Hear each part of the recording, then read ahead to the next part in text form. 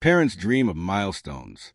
The first steps, the first words, the first day of school, and for me, one of those milestones was walking my daughter down the aisle. I had imagined it countless times. The music, the hushed whispers of guests rising, my hand holding hers steady as we walked toward a man she loved.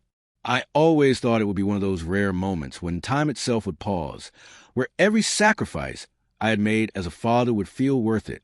But dreams don't always match reality. Sometimes they shatter in the most brutal ways. I still remember the morning clearly.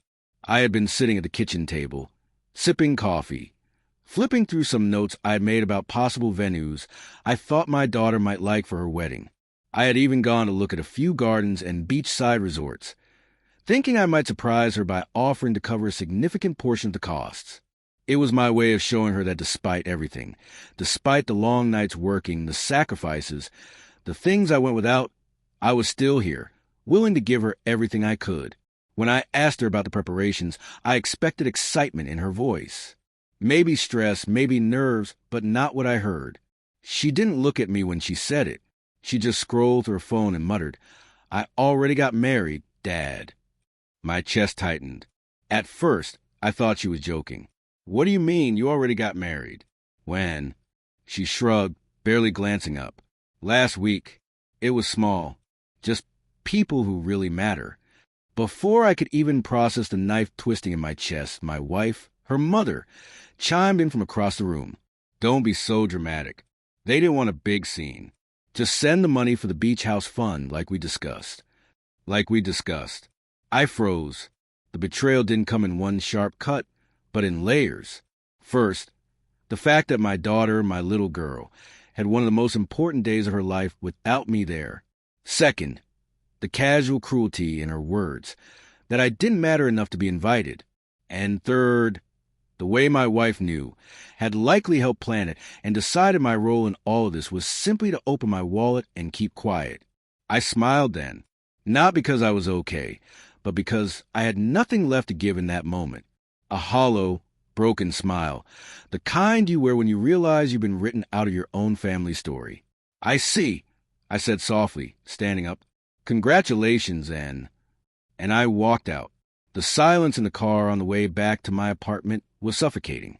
My mind replayed every memory, holding my daughter's hand as she crossed the street, staying up with her when she had fevers, driving her to school, listening to her dreams of becoming someone who would change the world. All of it had led to this, to being excluded, discarded, replaced. For 4 days, I wandered through my life like a ghost. I went to work, smiled at colleagues, answered calls, but inside, I was crumbling. I checked her social media and saw pictures of the wedding. A small ceremony on a beach, beautiful flowers, her in a simple but elegant dress. Her mother stood proudly beside her in several photos. The caption read, "Surrounded by the people who matter most." I wasn't in a single frame. But life has a way of revealing truths in its own time. 4 days later, the truth clawed its way to me. I was leaving the office when a friend of mine, someone who had been in the same social circles as my wife, pulled me aside. His expression was heavy, hesitant.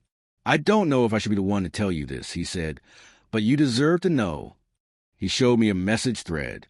My wife hadn't just helped plan the wedding. She had orchestrated the entire thing with her lover. Yes, her lover. A man she had been seeing for months, maybe years, under the guise of family, friends, and business partners. The beach house money? It wasn't for my daughter. It was for her and him.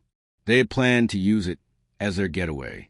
The wedding was never about excluding me because of space or intimacy. It was about erasing me.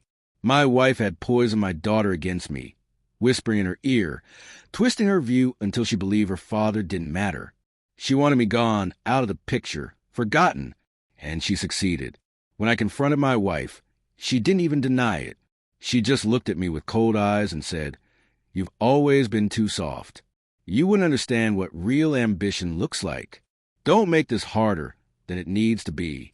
Just sign what you need to sign." I realize then that betrayal doesn't always come like lightning, sudden and shocking. Sometimes it creeps, slowly, through the cracks of trust until a whole foundation crumbles beneath you. The daughter I raised, the wife I loved. They stood on the other side of the line I hadn't even seen drawn, and I was alone. But here's the strange thing about betrayal. It doesn't just break you. It remakes you. In the days that followed, I stopped asking why. I stopped replaying the memories, stopped searching for where I had gone wrong. Instead, I started building walls where they had torn me down. I learned to live without their validation, without their approval, without their presence. They had chosen a path that didn't include me. And while it shattered me, it also set me free. I don't know if my daughter will ever look back and regret what she did. I don't know if she'll ever realize that the man who wanted nothing more than to walk her down the aisle was erased because of whispers and manipulations. Maybe one day she'll understand. Maybe she won't. But I do know this. Betrayal cuts deep, but survival runs deeper. And I am still here.